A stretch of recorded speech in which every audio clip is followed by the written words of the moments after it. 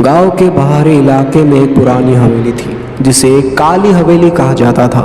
लोग कहते थे कि वह रात के अंधेरे में अजीब आवाजें आती है और रहस्यमय घटनाएं होती हैं। गांव वाले उस जगह को श्रापित मानते थे और वह जाने की हिम्मत नहीं करते थे। रघु एक जिज्ञासु युवक इन कहानियों को बस लोगों का अंधविश्वास मानता था। उसने तय किया कि वह उस हवेली का सच खुद जाकर पता लगाएगा। एक पूर्णिमा की रात रघु टॉर्च और एक कैमरा लेकर हवेली पहुंचा। हवेली की दीवार जर्जर थी, खिड़कियां टूटी हुई और चारों ओर सन्नाटा था। हवेली में घुसते ही रघु को अजीब सी ठंड महसूस हुई।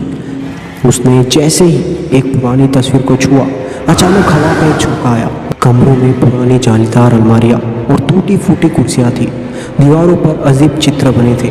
एक कमरे में उसे फर्श पर खून के धब्बे दिखाई दिए। तभी अचानक उसे एक धीमी हंसी सुनाई दी। वह डर के मारे पीछे मुड़ा, लेकिन वहाँ कोई नहीं था। आगे बढ़ते हुए वह एक बड़े हॉल में पहुंचा।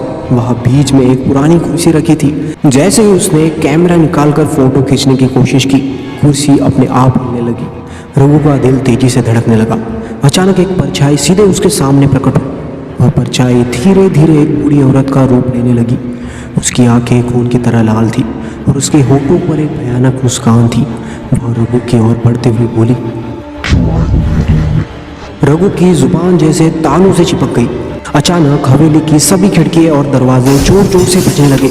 बूढ़ी औरत ने रघु को पकड़ने के लिए अपना हाथ बढ़ाया, लेकिन रघु ने जैसे तैसे अपनी टॉर्च उठाई और रोशनी उस पर डाली और जोर से चीखती हुई गायब हो गई। रघु बिना पीछे मुड़े हवेली से बाहर की ओर भागा। बाहर आते ही उसने देखा कि उसकी घड़ी रात के 3 बजे की बजाय सुबह के 6 बजे दिखाई दे रही थी। उसे समझ में नहीं आ रहा था कि आखिर उसके साथ हुआ क्या।